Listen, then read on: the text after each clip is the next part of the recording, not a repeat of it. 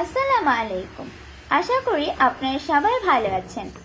আমি আজকে আপনাদের সঙ্গে শেয়ার করছি বিফ সিজলিং। আশা করি রেসিপিটি ভালো লাগবে। চলুন চলে যাওয়া যাক মূল রেসিপিতে। বিফ সিজলিং বানানোর জন্য আমি এখানে হাড় চর্বি ছাড়া গরুর মাংস নিয়ে নিয়েছি। আমি এখন মাংসগুলোকে লম্বা পাতলা করে কেটে ধুয়ে নিয়েছি। এখন আমি আধা কেজি গরুর মাংসতে 1 চামচ লবণ দিয়ে দিচ্ছি। দিয়ে দিচ্ছি 1 টেবিল চামচ আদা ও রসুন বাটা, 1 চামচ মরিচের গুঁড়া দিয়ে দিচ্ছি।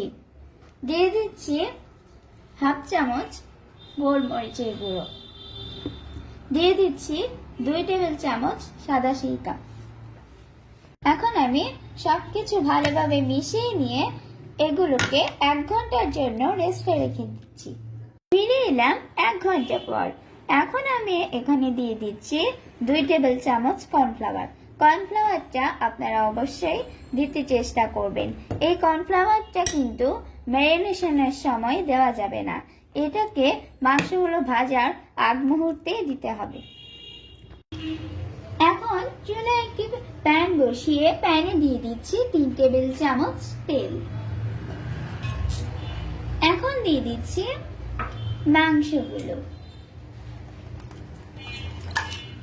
মাংসগুলোকে আমি প্রথমে পানি ছাড়া কিছুক্ষণ কষিয়ে সিদ্ধ করে নিব।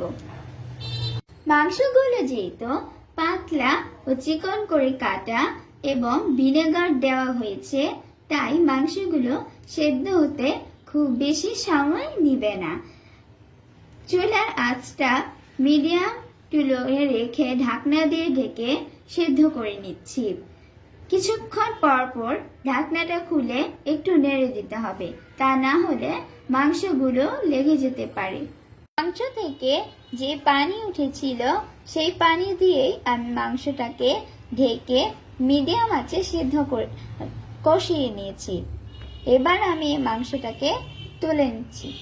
বিফ সিজলিং এর জন্য আমি এখানে কিছু সবজি নিয়ে নিয়েছি।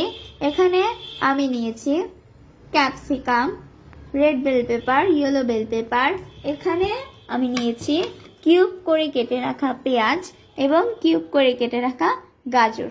বিফ সিজলিং এর জন্য আমি এখানে একটা সস বানিয়ে নিয়েছি। এতে আমি দিয়েছি 1 টেবিল চামচ চিলি সস, 2 টেবিল চামচ ওয়েস্টার সস, 3 টেবিল চামচ লাইট সস। দিয়েছি 1 টেবিল চামচ টমেটো সস, 1 টেবিল চামচ চিনি, 1 চা চামচের 3 ভাগের 1 ভাগ কালো গোলমরিচের গুঁড়ো এবং সামান্য লেবুর রস। দিয়ে দিয়েছি 2 টেবিল চামচ কর্নফ্লাওয়ার। রেস্টুরেন্টের মতো কালার আনার জন্য এখানে সবগুলো সসই ব্যবহার করতে হবে। তৈরি হয়ে গিয়েছে বিফ সিজলিং এর জন্য আমার এই সস। এই সসটা আমি একদম রান্নার শেষ পর্যায়ে ব্যবহার করব। আমি একটি প্যানে তেল গরম করেছি। এবার আমি দিয়ে দিচ্ছি আদা ও রসুন কুচি। দিয়ে দিচ্ছি 1/2 চামচ লবণ।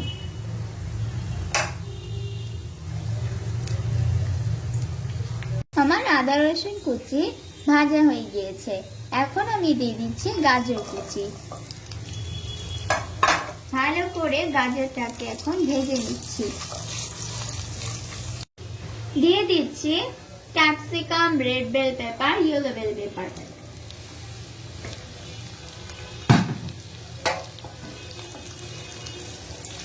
এখন এগুলো হালকা সতে করে নিব।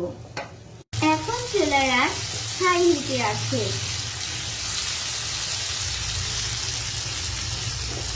এখন আমি দিয়ে দিচ্ছি মাংস।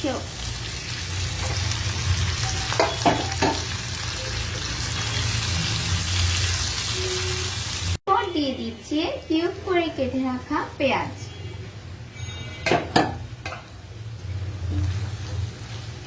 রান্নাতে পেঁয়াজটা কিন্তু একটু কাছাকাছি থাকবে। এখন দিয়ে দিচ্ছি বিফ সিজলিং এর জন্য যে সসটা বানিয়ে রেখেছিলাম সেই সসের মিশ্রণটা।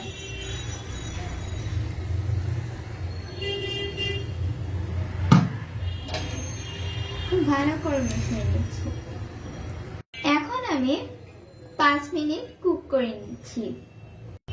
এ পর্যায়ে আমি এটাকে চুলা থেকে নামিয়ে নেব। চলে যাচ্ছি পরের স্টেপ। বিফ সিজলিং একটি ট্রেতে করতে হয়, কিন্তু আমার কাছে ট্রেটা নেই, তাই আমি একটি প্যান হাই হিটে গরম করে নিচ্ছি। এখন আমি প্যানে দিয়ে দিচ্ছি বাটার। এখন দিয়ে দিচ্ছি কিউব করে কেটে রাখা পেঁয়াজ।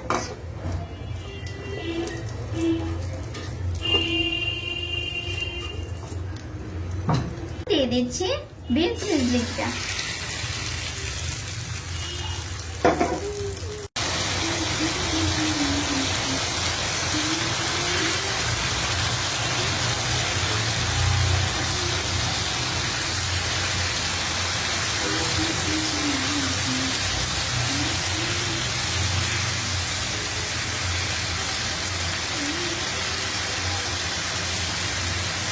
তৈরি হয়ে গেল বিফ সিজলিং।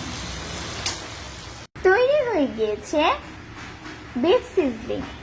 আজকের রেসিপিটি যাদের ভালো লেগেছে তারা অবশ্যই লাইক, কমেন্টস ও শেয়ার করতে ভুলবেন না। আমাকে ফলো দেওয়ার অনুরোধ রইল। আজকে এ পর্যন্তই। আপনারা সবাই ভালো থাকবেন। পরবর্তী রেসিপি দেখার আমন্ত্রণ জানিয়ে আজকে এখানেই বিদায় নিচ্ছি। আল্লাহ হাফেজ।